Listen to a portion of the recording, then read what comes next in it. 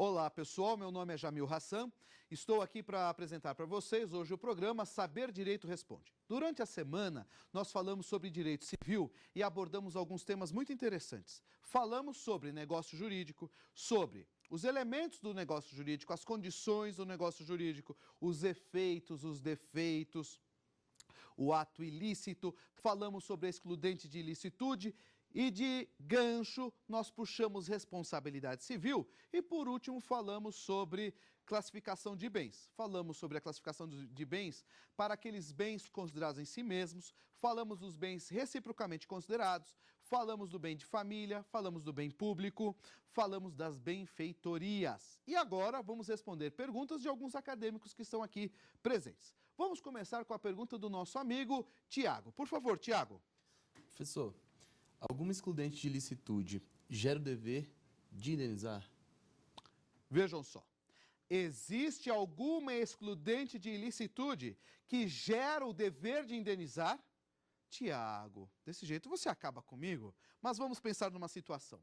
Vejam, o que era o ato ilícito? Ato ilícito, o extrato, o substrato, conforme nós acompanhamos durante a semana, é a situação em que eu causo prejuízo a alguém com o dever de ressarcir. Este é o substrato do ato ilícito. E nós vimos que excludente de ilicitude é uma situação onde eu vou causar prejuízo e não vou indenizar. E são 5 as excludentes de ilicitude, apenas para relembrar: legítima defesa, culpa exclusiva da vítima, caso fortuito, exercício regular de direito reconhecido e o último, que é o mais longo, que diz lá: deterioração ou destruição de coisa alheia ou lesão à pessoa a fim de afastar perigo iminente. O nosso amigo Tiago me perguntou se dentro dessas excludentes de ilicitude existe alguma que, mesmo sendo uma excludente, vai gerar o dever de indenizar. E a resposta é sim. Tiago, existe sim uma dessas excludentes, a última para ser exato, o dever de indenizar, mesmo sendo uma excludente. Como que vai funcionar? Tiago, que fez a pergunta, vai me ajudar. Vejam só a historinha. Eu estava dirigindo o meu carro, Jéssica se lançou à rua de uma forma irresponsável e, para não atropelá-la, eu acabei colidindo no carro do Tiago. Diz a lei o seguinte: você causou deterioração para evitar um perigo iminente. Só que você causou a deterioração a um terceiro que não faz parte da relação jurídica. Para não atropelar Jéssica, você bateu no carro do Tiago. Diz a lei: muito embora seja uma excludente de ilicitude, você, Jamil, vai indenizar Tiago e será ressarcido por Jéssica. Logo, muito embora seja uma excludente de ilicitude, haverá o dever de ressarcir. E eu vou te contar mais, Tiago. Se eu causar prejuízo a você para evitar algo pior a você mesmo, azar o seu. Se eu causar prejuízo a você para evitar algo pior a terceiro, a história já muda. Eu te indenizo e sou ressarcido por terceiro. Logo, a resposta da sua pergunta é: existe sim excludente de ilicitude que pode forçar a indenização, que é essa última hipótese que nós falamos. Bom, agora vamos dar a palavra para a nossa amiga Jéssica, que está aqui também com a gente hoje. Por favor, Jéssica, faça a sua pergunta. Professor, se o menor ocultar a idade e celebrar um negócio jurídico, qual será a consequência? Ah, Jéssica, sempre linda. Ela me pergunta: o menor ocultou a idade, celebrou um negócio jurídico. Qual será a consequência? Várias. O Código Civil, quando trata dos negócios jurídicos, ele aborda alguns temas muito específicos no artigo 104, 105, 106 e 107 do Código Civil. Veja só, se este menor relativamente incapaz, ou seja, menor a partir dos 16 anos completos, mentir a idade para praticar o negócio, diz a lei, negócio válido. Por que o negócio será válido? Ele é menor, é relativamente incapaz? Pois é. As regras foram feitas, colega Jéssica, para defender aquele menor que, por presunção, ele tem uma formação intelectual ainda não completa. Uma formação intelectual ainda deficitária. Ele não tem a malícia da vida. E como ele não tem a malícia da vida, o Código Civil estende a ele proteção. Mas veja neste caso, Jéssica, A senhora que é menor de idade, sabendo disso, deliberadamente mentiu para me enganar. Logo, a senhora Jéssica, menor de idade, 16 anos, deliberadamente agiu com dolo. A pergunta é, ela merece proteção? A resposta é não. Ela já sabia que não deveria praticar o ato, mas para conseguir praticá-lo, ela mentiu, para com isso burlar a lei. Diz a lei, se você foi capaz de mentir, é porque você já tem uma formação intelectual completa. Arque com as consequências. Mentiu a idade para praticar o ato, você vai responder como se capaz fosse por este ato. Vejam só o exemplo. Jéssica, 16 anos de idade, tem um carro registrado no nome dela. Falsificou o RG, se apresentou como maior de idade e vendeu este carro para mim. Depois que recebeu o dinheiro, agora está dizendo que é menor. Ai, tio Jamil, eu sou menor. Vamos desfazer o negócio, diz a lei. Claro que não, Jéssica. Você agiu dolosamente, você agiu premeditadamente. Responda por esta venda como se maior fosse. Não há o que fazer, não será desfeito. Logo, se o menor, relativamente incapaz, mentir a idade para celebrar o negócio, diz a lei, negócio válido. Não há o que ser feito. Tudo bem, pessoal? Tudo bem, Jéssica? Vamos agora para o nosso outro amigo, nosso amigo Adriano, que também está cheio de dúvidas. Vamos lá, Adriano. Professor, a ocorrência de evento futuro incerto que caracteriza a condição pode emanar em uma possível autorização legislativa? Vejam só, celebramos um negócio jurídico, colocamos a situação de condição. Vamos relembrar o que é condição. Condição é um fenômeno diferente do termo. Termo é um evento futuro e certo, ou data certa. Contratei o colega Adriano para celebrar um determinado contrato. E eu falei para ele o seguinte, Adriano, você vai começar a trabalhar na segunda-feira, dia 15, e vai terminar este contrato dia 22 do mês de outubro. Vejam, eu tenho uma data inicial e uma data final. Estas datas são chamadas de termo. Por que termo? Porque é um evento certo. Agora, se eu não tiver data, eu posso constituir como termo situações, eventos que podem vir a acontecer, mas eventos certos ainda. E foi o que aconteceu. Contratei Adriano, que é pedreiro, para construir, inclusive foi usado como exemplo durante o curso, numa das aulas que apresentamos durante a semana, contratei Adriano como pedreiro para fazer lá um banheiro na minha casa. Termo inicial, começarás hoje. Termo final, quando o banheiro ficar pronto.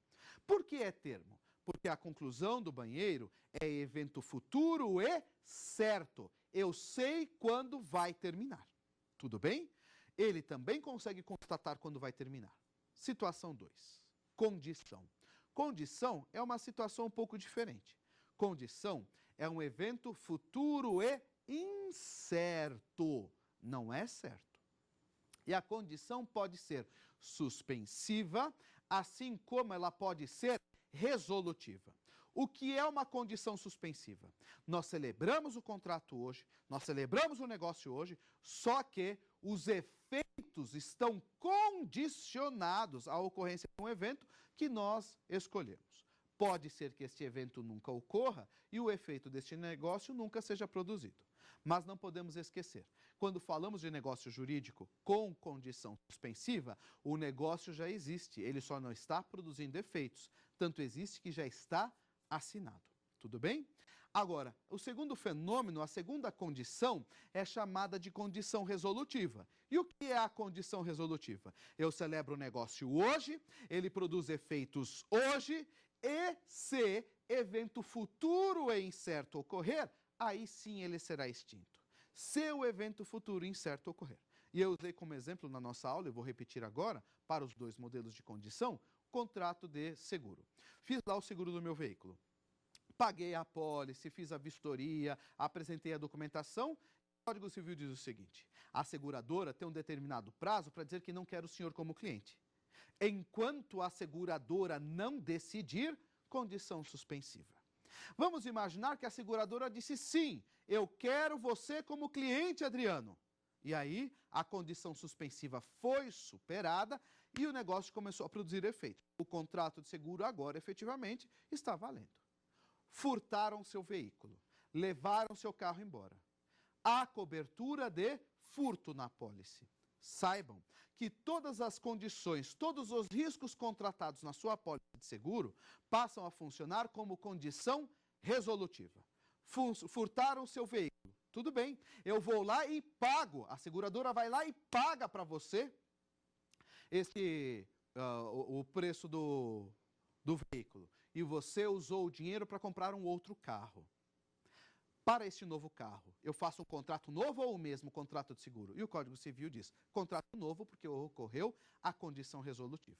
E Adriano perguntou o seguinte, pode ser uma condição suspensiva um ato legislativo? Dependendo do ato legislativo, sim. Eu posso celebrar um negócio jurídico com você e colocar como condição suspensiva um ato legislativo. Dependendo do ato legislativo, pode sim. Pessoal, vamos fazer um breve intervalo e daqui a pouco voltamos com o nosso programa e eu conto com a presença de vocês. Até já!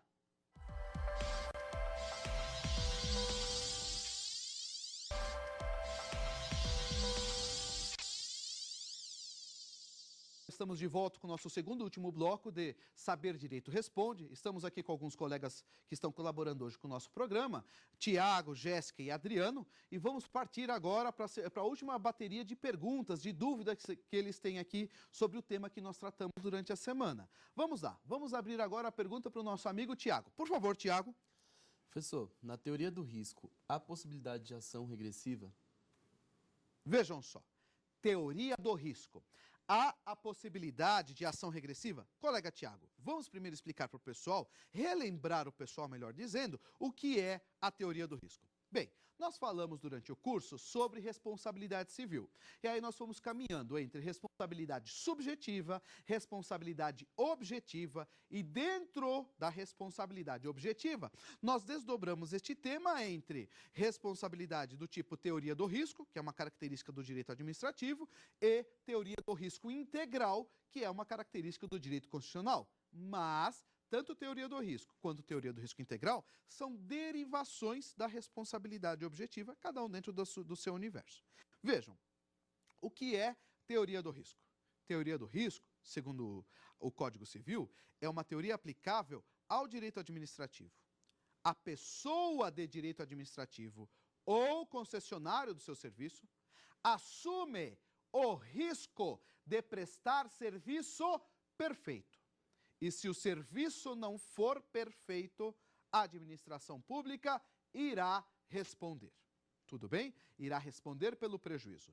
Por que irá responder? Porque ela assumiu o risco da imperfeição. O Código Civil estabelece que, na teoria do risco, podemos aplicar excludentes de ilicitude. E o que seria a excludente de ilicitude? A excludente de ilicitude seria a conduta da vítima.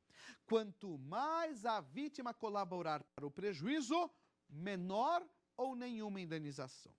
E eu vou contar para você, Tiago, uma situação concreta, um exemplo que vai ilustrar bem o que você me perguntou. Veja, estou viajando para a praia, havia um colchão caído no meio da estrada, acabei colidindo com esse colchão.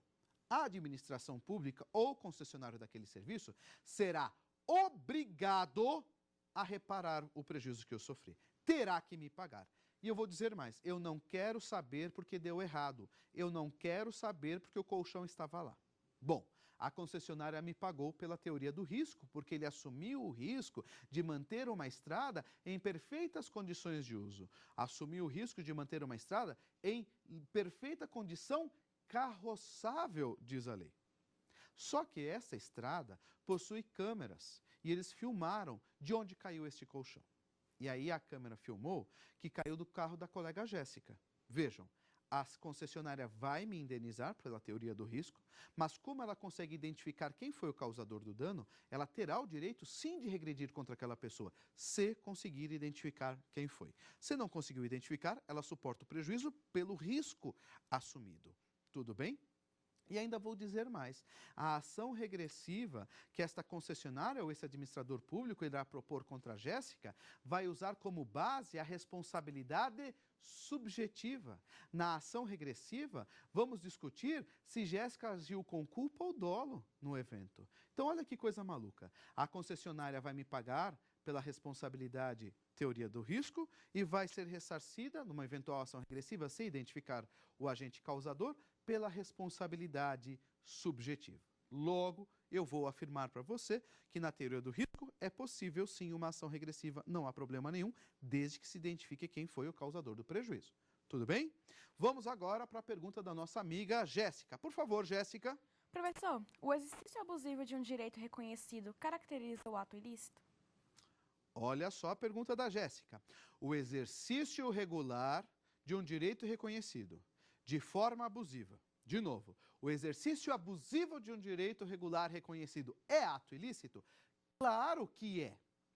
Olhem, quais eram as excludentes do ato ilícito? Nós já comentamos no bloco anterior e eu vou direto para o que nos interessa. Uma das excludentes é exercício regular de direito reconhecido, cumprir ordem judicial. Só que, no cumprimento da ordem judicial, você tem que se limitar. A execução da ordem judicial é uma execução contida dentro dos limites da legalidade. Não é porque o juiz me autorizou que eu vou cometer abusos, eu não posso cometer abusos. E aí, no exercício regular desse direito reconhecido, no exercício da execução de uma ordem judicial, eu vou lá e abuso, causando prejuízo além do necessário contra o devedor ou contra o réu, diz a lei. Se você abusar, aquele ato passa a ser ilícito, você vai responder sim pelo prejuízo. E eu vou te dizer mais, Jéssica. O Código de Processo Civil, que trata do assunto, ele diz o seguinte: sempre que se executar ordem judicial, ela terá que ser executada de forma a causar menor prejuízo possível ao réu. Logo, se eu vou causar o menor prejuízo possível ao réu, eu não posso abusar na execução desta ordem judicial. Ela tem que ser efetivamente a execução de uma ordem de maneira contida, para que não haja abuso. Abusou, já era, vai responder pelo prejuízo sim. Tudo bem? Vamos agora para a pergunta do nosso amigo Adriano. Por favor, Adriano. Professor, na minha pergunta anterior, o senhor mencionou dois tópicos, que falavam sobre o termo inicial e a condição suspensiva. Em que, basicamente, eles se distinguem? Vamos ver. Adriano, termo inicial marca a celebração do negócio. Termo inicial marca a produção de efeitos. Mas o termo inicial é certo. Logo, quando eu assinar um contrato com você, por exemplo, eu vou contratar, vamos fazer diferente, eu vou te contratar, Adriano, como advogado no meu escritório. Assinamos o contrato de trabalho e colocamos data de início do contrato, ou do início do trabalho, dia 20 de maio de 2015, por exemplo. Termo inicial. Nós já temos o contrato, ele já está valendo, só estamos aguardando o efeito que é condicionado a um evento certo. Ponto final. Condição é bem parecido, eu diria que é um primo bastardo dessa história, porque condição suspensiva, eu celebro o contrato, ele está perfeito, acabado, só que os efeitos estão condicionados a um evento incerto. A diferença básica entre um e outro é a certeza e a incerteza. Se o evento é certo, é porque é termo. Se o evento é incerto, é porque é condição. Mas os dois, tanto termo como condição, já produzem direitos. Só estamos discutindo o momento em que os efeitos serão praticados. E que fique muito claro isso. Estamos discutindo apenas efeitos e não direito. Tanto é que em concurso público, ou para magistratura, ou na própria faculdade, é muito comum eles perguntarem se a condição suspensiva gera direitos ou expectativa de direitos sobre a coisa. E eu vou te dizer, condição suspensiva gera direitos, porque já está assinado. Só estamos aguardando este evento futuro e incerto acontecer para decidirmos sobre os efeitos dele. Pode ser que nunca aconteça, pode ser que aconteça. Perfeito, Adriano. Vamos lá. Tiago, por favor, mais uma pergunta. Qual é a sua dúvida? Professor, a multa pode ser reduzida judicialmente? Celebramos um contrato, eu e você. Este contrato não precisa ter necessariamente uma cláusula prevendo multa. O Código Civil diz, ou melhor, o Código Civil, quando trata dos negócios jurídicos, ele fala das condições essenciais e das condições não essenciais. Condição não essencial são cláusulas contratuais que eu posso colocar que não são essenciais para a continuação do contrato. Celebrei com o colega Tiago um contrato de compra e venda, por exemplo, sem multas. Pode acontecer? Pode, porque multa não é essencial. A cláusula que prevê multa é chamada de cláusula acessória ou adjeta ao contrato, porque ela não precisa necessariamente ter. Mas vamos imaginar que eu celebrei com você um contrato de compra e venda e coloquei uma cláusula de multa. Primeiro, colega Jéssica, qual é o percentual, o valor da multa que pode constar neste contrato que estou celebrando com o colega Tiago? O Código Civil afirma que a multa não pode ser superior ao valor da obrigação principal. Logo, colega Tiago, esta multa pode ser de até 100%, não pode ser superior. Bem, eu e o colega Tiago, no livre exercício das nossas faculdades, na livre manifestação de vontade, celebramos um contrato com multa de 100%. Tiago tornou-se inadimplente. Foi em juízo discutir o valor da multa. Chegou para o juiz e disse: senhor juiz, mesmo sabendo que esta multa foi pactuada de livre manifestação de vontade entre nós, mesmo sabendo que não havia nenhum vício, agora, isso Tiago falando, agora eu percebo que essa multa está alta demais. Eu quero reduzi-la judicialmente. E Tiago então faz um pedido ao juiz: senhor juiz, reduza esta multa.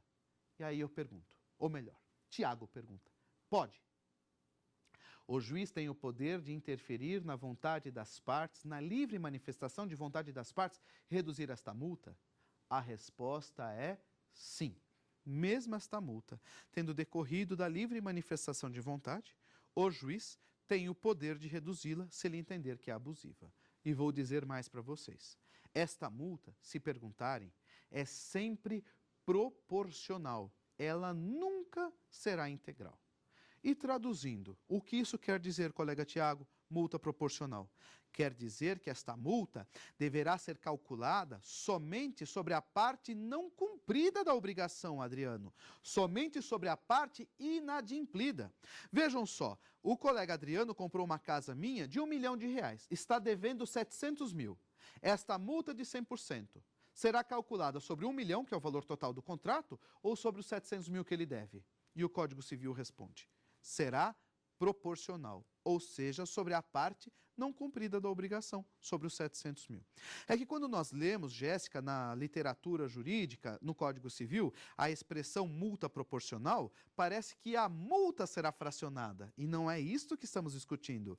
Estamos discutindo sobre o que a multa irá incidir. Tudo bem? Então vamos lá. A multa pode ser reduzida judicialmente, mesmo sendo um contrato bilateral, decorrente de livre manifestação de vontade das partes, não precisa ser contrato de adesão, e ainda a multa é do tipo proporcional.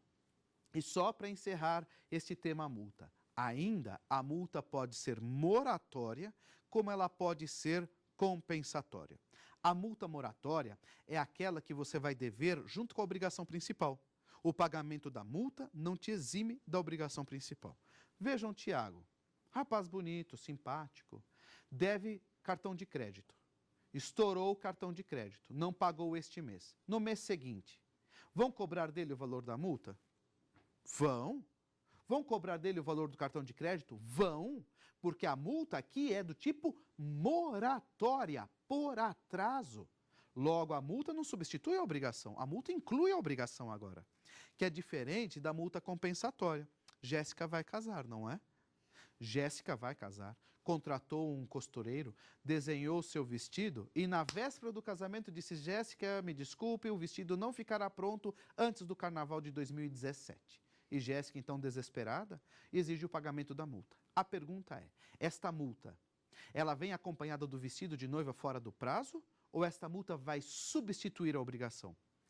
A lei responde: a multa vai substituir a obrigação porque a obrigação se tornou imprestável fora do prazo. Logo é chamada, colega Adriano, de multa compensatória. Meus amigos, Eu agradeço a atenção de vocês durante essa semana, quando tratamos desses assuntos de direito civil. São assuntos realmente que integram o nosso cotidiano. Eu espero encontrá-los em outros temas. Espero ter sido útil com vocês, a vocês, prestando essas informações. Fico à disposição para as dúvidas que vierem a surgir. Agradeço a atenção de vocês. Felicidades. Vamos encerrar por aqui. Muito obrigado pela atenção. Tem dúvida sobre o assunto? Mande um e-mail para nós, saberdireito@stf.jus.br. Você também pode estudar pela internet, é só acessar o site www.tvjustiça.jus.br.